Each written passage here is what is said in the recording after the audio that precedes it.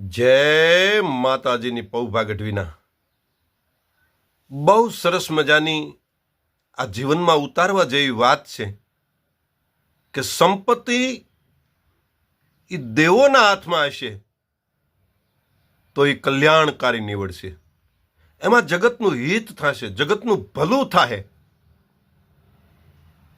સારા માણસની પાસે સંપત્તિ હશે તો એ કોકનું સારું કરશે, પણ એ જ સંપત્તિ જ્યારે દાનવોના હાથમાં આવે, રાક્ષસોના હાથમાં આવે, ભૂંડા માણસના હાથમાં આવે ત્યારે વિનાશ નોતરે છે. ત્યારે આપણને એમ થાય કે ભગવાન અમુકને પૈસો ન આપતો હોય ને તો સારું, કારણ કે દેવો પાસે જ્યાં સુધી સંપત્તિ છે ત્યાં સુધી કલ્યાણકારી છે, પણ સંપત્તિ દાનવોના હાથમાં જાય એટલે વિનાશ નોતરે છે. જય માતાજીની.